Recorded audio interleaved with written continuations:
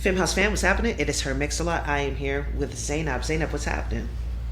I'm good. How are you? Out in the Bay Area, we just talked about the temp. It's hot as hell here in Brooklyn, but I see you wish got it your was natural cooler. fibers on. You got your linen and shit. I'm in this thick ass hoodie.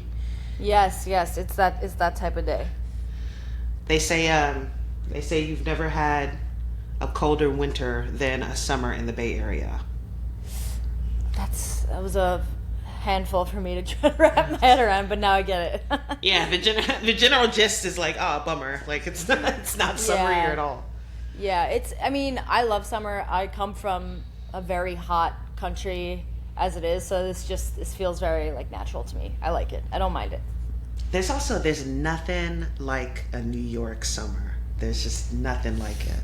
I'm sorry, but you're right. There really isn't. And this summer has been summering harder than any other summer, especially since COVID. This truly is that summer that we're back. Yo, New York, actually, y'all need to share some of the joy with the rest of the nation. Y'all got Mom Donnie, you got the Knicks winning, you had the Pride Parade, the Puerto Rican Parade, the Knicks Parade all in the same week. Like, save World some Cup for the rest final of us. in Come like on, a week bub. and a half. Yeah, it's crazy. It's really been nonstop. I have had the most unproductive summer and the most fun I've had in a long time, and I don't want to do anything. I'm outside every day. I'm spending so much money, but whatever. It feels like a once in a lifetime summer. You only live once. Tell me about Yeah. your relationship with New York. I know the underground there sort of shaped you as a DJ. Tell me about that. Yeah, New York is the city that raised me. So I was born in Pakistan, in Lahore, Pakistan, and I immigrated to New York when I was 5. And I really have this affliction where I call my relationship with New York like an abusive relationship, because it is such a tough place, right? Like it really knocks you down over and over and over again and forces you to pick yourself back up, but it's a relationship I can't leave. It is like the best city in the world. It really, really is. I have had the privilege of traveling to a lot of different places, maybe not more than a lot of people, but enough to know that this is home. This is the city that really like beats to a totally different drum, and I've always felt that way as a child, that I just have so much energy to give, and I'm overstimulated constantly, and I can't really live anywhere else other than this city. It really is the greatest place on earth. Do you think that New York is why you became a DJ? Like, or do you think if you'd 1000%. if you'd come of age anywhere else, do you think you'd be in the same place? That's such a good question. I think about this often. If I had never immigrated to New York, even if I immigrated to Kansas or something, right, for example, Right. or no shade, or Ohio or something, which I'm sure have their own scenes and cultures, but or I would have stayed in Pakistan, I would have been a totally different person, and I don't think I would have been exposed to raves, because Pakistan doesn't have that privilege. We don't have infrastructure for raves. We don't have the laws and the freedom that we have here in America to do things like that, and to expose ourselves to so many different cultures and ideas, and different just ideas and cultures and all different types of things that you would never see in America. And just as a woman too, being able to go out freely, dress how I want to dress, dance to whatever music I want to dance to, be educated here, be exposed to so many different things. I would have never become a DJ otherwise. This city is the city that birthed DJing. It literally comes from Yeah. New York. Yeah. Yeah, and I'm so lucky that I was born in the timeline that I was, and that I came here when I did, because nowadays everybody's DJ, and I feel like I really came in, even at that time, when I started 15 years ago, it was still very much like EDM was at its like peak at that moment, and now it's kind of back to that cycle. So it did also feel like at that time everyone was starting to learn how to DJ, but it was still on vinyl, it was still Serato, it was still really raw, and the mentors that I had and the scenes that I was exposed to, the music that I was able to absorb myself in, not just electronic, right? Like it was punk, it was indie, it was hip hop, it was all the stuff that got me into DJing, and there was no other city that would have made me do that, I don't think.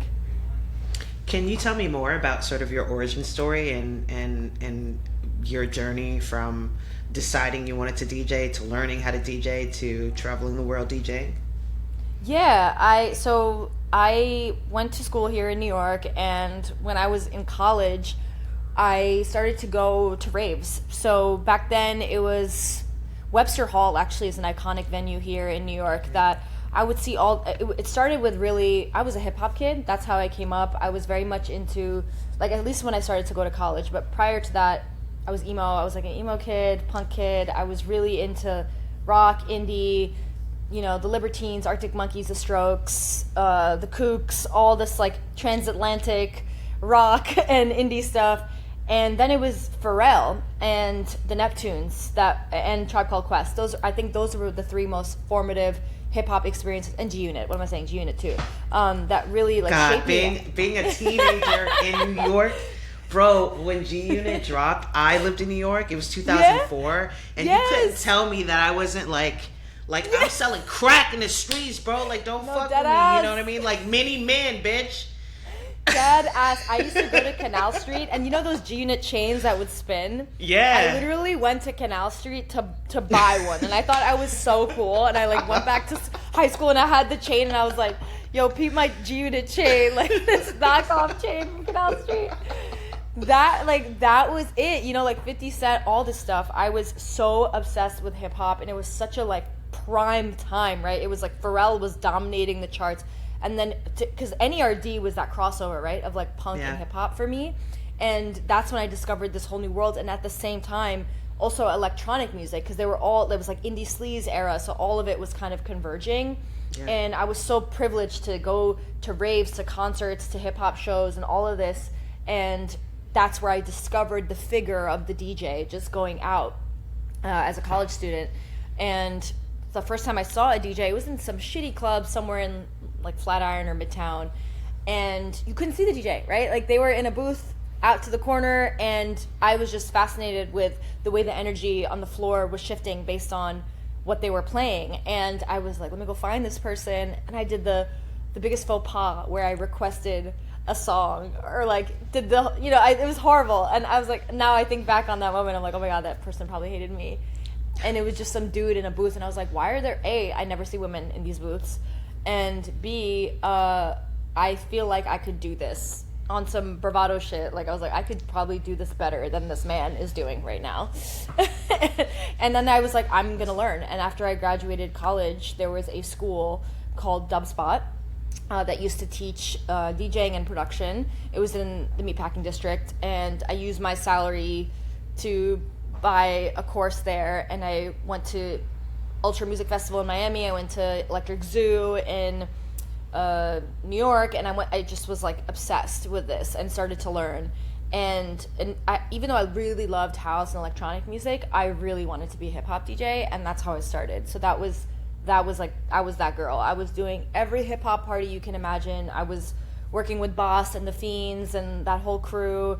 I had a residency at this club called Westway, which was the premier hip-hop club pretty much. I played there every Friday for almost 2 years straight, and really got my like, you know how the Beatles would do 7-hour sets at whatever that club was in London and just get their reps in?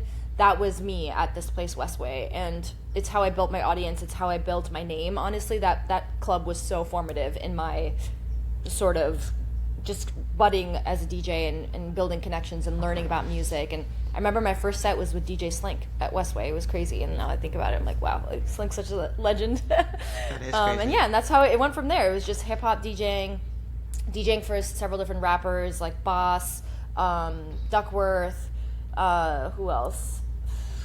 A$AP Nas, like so many different artists.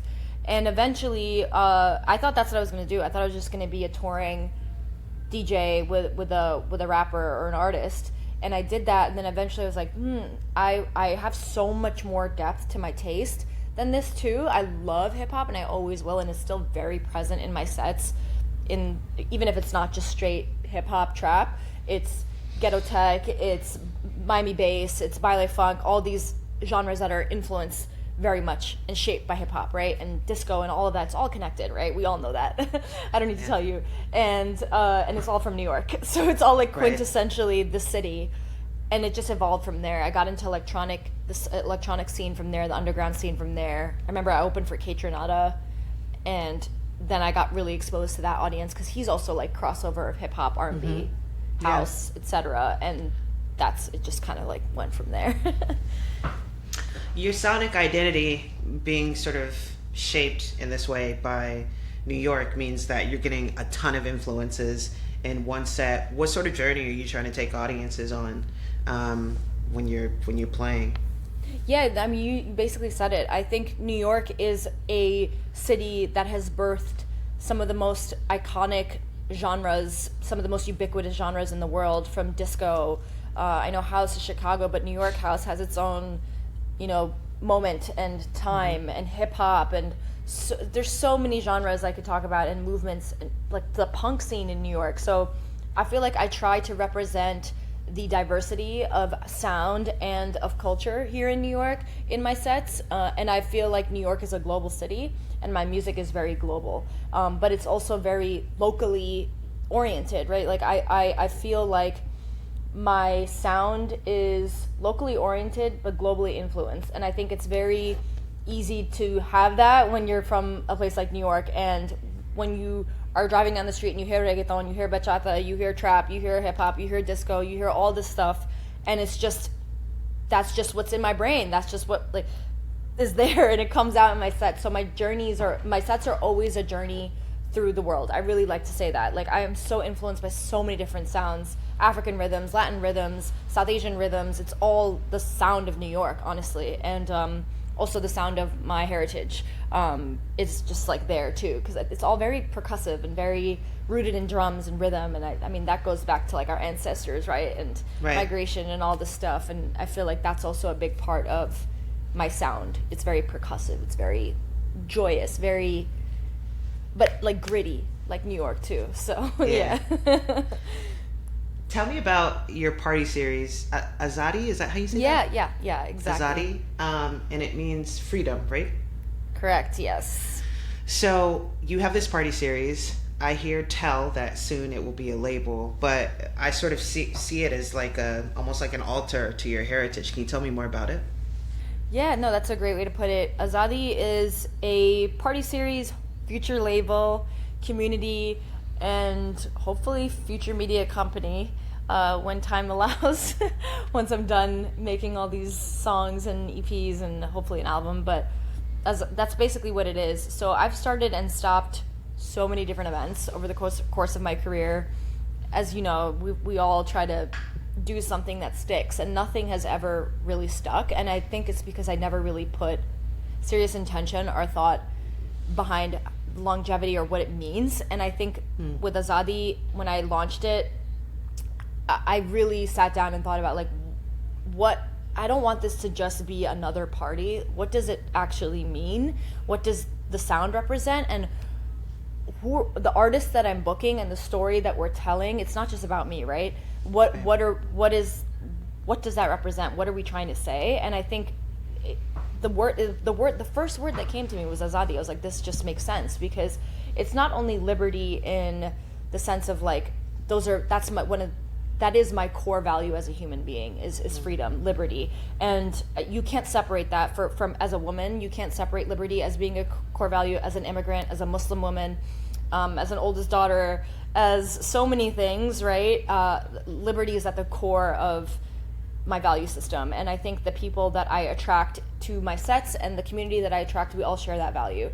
And the artists that I want to work with, we also share that value. And I think in a world where there's so much inequality and so much bullshit, and women are constantly marginalized, and black folks and queer folks and trans folks and brown folks and Muslims, and there's just so much fucked up shit going on. I wanted to create, and knowing my history and knowing how dance floors have always been a safe space, and it's not just something people say as a catchphrase, it genuinely is a place where people should be able to be truly free in the way that they move on the dance floor, how they dance, the people that they bring into the space, not being surveilled by phones, the music that they play, the music that they want to express. It's freedom not only for the people at the space itself, but for the artists who are expressing their art. So that just felt like the right expression of that word, and that word means so much to not only the diaspora, like my diaspora, the South Asian diaspora, but to the Arab diaspora, to the Iranian diaspora, to this entire world.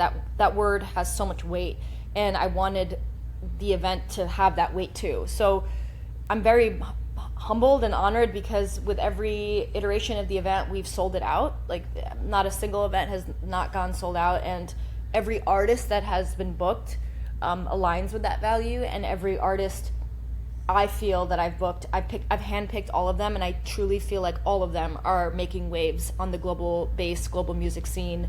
And yeah, I'm like so honored to have had the people that I've had on these events, and I hope to continue to do them and build it outside of this event in this community, because the people we brought together is just, it's truly so special. It's so beautiful.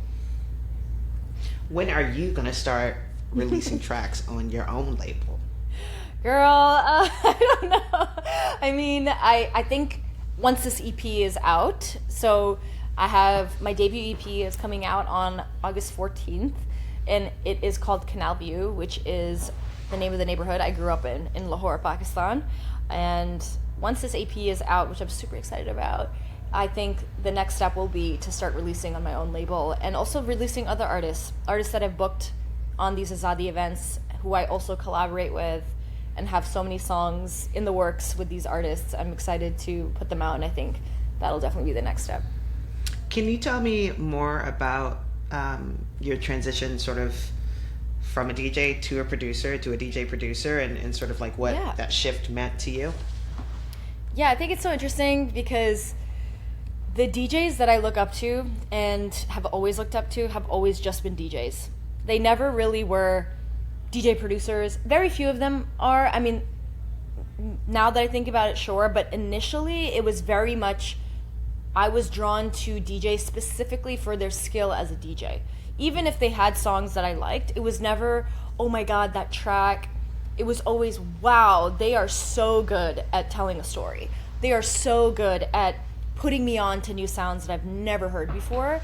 And I never really thought I wanted to be a producer, to be totally frank. I was never like, I gotta do that to like advance my career, or I gotta do that because it's required of me.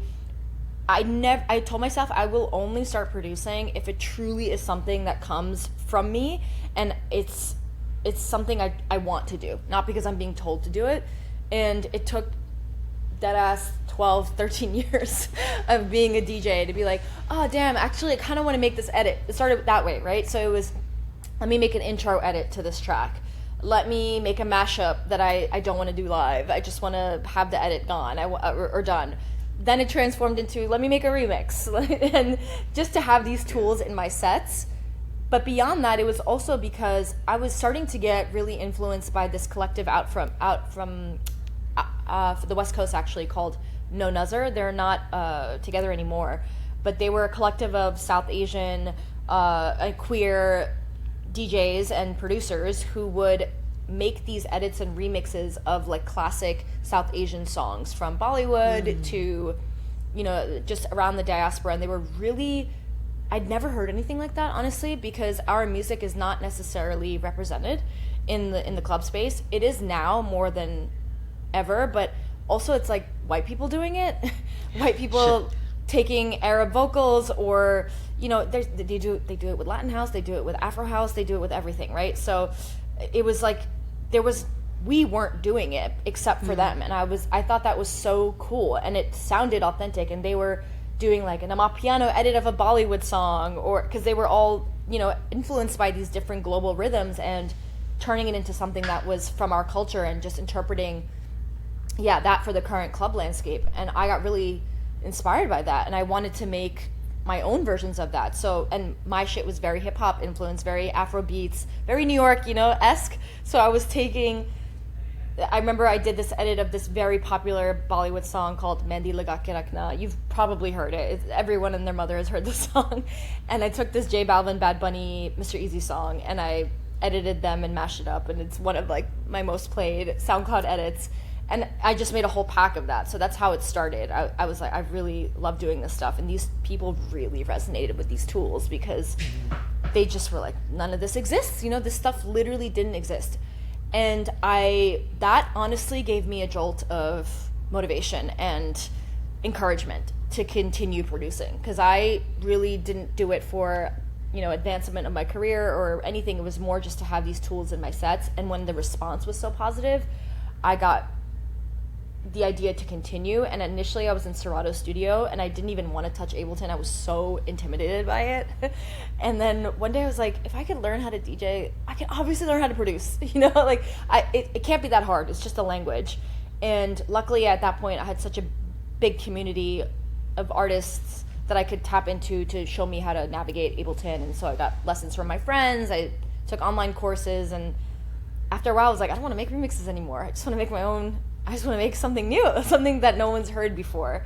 And that's how it started, really. And I'm still on that journey. I'm still very new. I don't feel as confident as I am as a DJ. I'm not as confident as a producer, because I know it takes those 10,000 hours, and I have not gotten those 10,000 hours in yet. So I'm excited to be on this journey and continue to produce and continue to expand my skill set, and also just my sonic palette and experiment and all that. So yeah, it's been a really fun journey, but both have positively influenced each other. Like, the producing has made my DJing better, and the DJing has made my production better. How would you describe like the sonic identity of these tracks on the EP? Yeah, so they're definitely, I would describe the sonic identity of these tracks as being heavily influenced by the global sound and culture of New York, in that there's not a single through line of it's just house music. You know, it's not. It's different pieces. It's a collage. I really like to feel like producing for me is a process of collaging, and that's what DJing is too, right? It's like taking pieces of two different songs, putting them together, creating something new. That's what this is. It's South Asian percussion mixed with a British rapper's vocals, and, you know, a string from Lebanon or a flute from Palestine. There's all these different elements that come together to me create something I feel is totally fresh and new. And it's really just good club music. It's club music, it's dance music, but it's global in its sound and in its identity. It's not just like one thing. There's Brazilian vocals in there, there's Arab vocals in there, there's rapping in there, there's South Asian samples of protests. There's so much different things that are in there that to me are just like, personally, I feel like it reflects my things that I want to hear in the club that don't exist yet, and also music that, in my opinion, has something to say. There's the title track is literally called Azadi. We haven't put it out yet, but that song means so much to me. I get chills talking about it, and it's literally, to me, a rallying cry for freedom around the world, and I'm really excited for people to hear that song. That's awesome. So you changed your name recently. You've got an EP dropping. You're about to head out on tour with Channel Tres. Is it safe to say that she's in a new era? Like, has she leveled up in the video game? Like, what's going on? It feels like that, yeah, but I'm still on, if the video game has 5 levels, I'm still on level 2. I feel like we're not even at the peak yet, you know, we're just getting started. So the EP, the tour, all of that, I'm so excited to. Channel Tres is one of my biggest influences. Such a G, such a legend. Wow, right? It feels like still pinch me surreal to be going on tour with him. But yeah, the name change, I felt like I have been Z Muffin for so long, and I love her. She was great. She served us. But I just grew out of that name, and I wanted to. I love my name. I love my actual real name, and it means so much. It means the pride of her father. It means a flower blooming in the desert, and that's literally what it feels like. It feels like I have started to blossom, like you said, or level up into production, into visuals, into touring with an incredible artist, into hopefully launching a label, a community. There's so many things I want to do, even outside of the music space, that I felt like, what name do I want attached to that? And I love my name, and I think it has so much power, and it felt like the right time to do that. Zainab, first of her name. Mother of dragons. Mother of dragons. the flower from the desert, bitch. You heard it here first, period. Well, it's been a joy talking to you, and it's so awesome to watch everything you've got going on. Your future is bright. We are rooting for you, and we appreciate everything you contribute to the culture. Thank you so much for having me. I really enjoyed talking to you. I am so grateful that you took the time to talk with me today and listen to me yap about myself. I appreciate it. I could do that for another hour. I'm her Mix-a-Lot. This is Zainab the Yapper, first of her name, Mother of Dragons. I'm dead. This has been Femme House Radio. As usual, we'll see you next time. Peace.